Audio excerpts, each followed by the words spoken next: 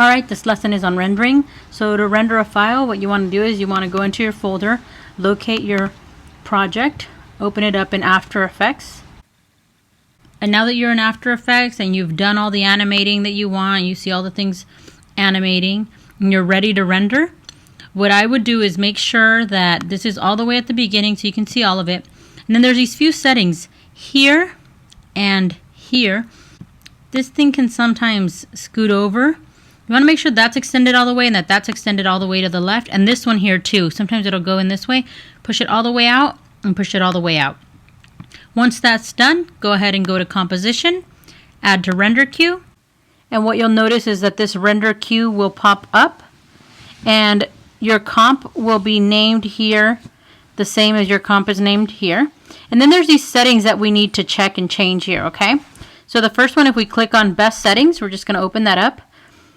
Yours might look slightly different if you're on a PC, but on a Mac, here's what mine show here. The things that you want to check is that all of these are set the way that these are, making sure that quality is at best here, that resolution is selected as full here.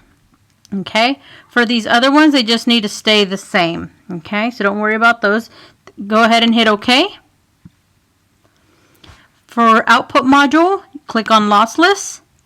And the things that you want to check in here, same thing. If you're on a PC, it might look slightly different, but you want to look for something that says QuickTime. Okay, as your selector here, it might say QuickTime H.264. That's fine too. If there's a QuickTime, select QuickTime. And then the other thing that you want to check and change is Format Options here.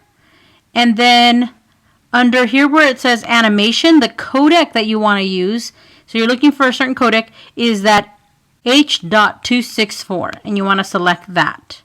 Okay, once you've changed that, you can go ahead and hit OK, and the rest of these settings can remain the same as this. If you want, you can pause it so that you can check, but by default, they should already be set to this, okay? So QuickTime and the H.264 should be in here. And then go ahead and hit OK. For output 2, you're going to click here, and you're going to need to set it to wherever you want this movie file to go to. So I'm just going to go ahead and select the desktop. So here you'll notice that the format is set to movie because we already set that when we were doing the settings. So as long as it says .mov here, you should be fine. Go ahead and hit save. And then once you have all those settings set, you hit render. And you'll notice that it starts rendering your file. It'll go all the way through. It should be fairly short since yours is only a 20-second movie. So we're going to wait for it to render. Once it's rendered, you hear that little trilling sound, and that means that it's rendered fully. Once you're done with that, just go ahead and make sure you save your file, and then go ahead and close out of it. And what you'll find here is your .mov file. And this is the file that you can share online to be able to share it with other people. Okay, so this is your movie file, your rendered movie file. Okay, this movie file is different from the After Effects movie file, the AEP file, in that this one actually plays in real time. So however fast it plays when we play it, that has the exact timing of how fast objects are really moving. Okay, so we're going to go ahead and look at it. We're going to go ahead and play it.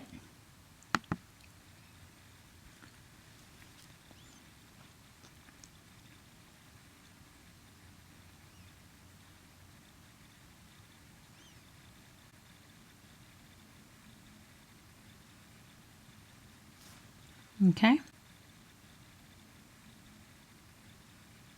So that's in real time. You'd actually want to render often just to get a good sense of real time how things are going to play and make adjustments to your actual After Effects file. Okay. But this is your rendered movie file. Okay. All right. This concludes your lesson on how to render your movie file. If you have any questions, please be sure to contact me.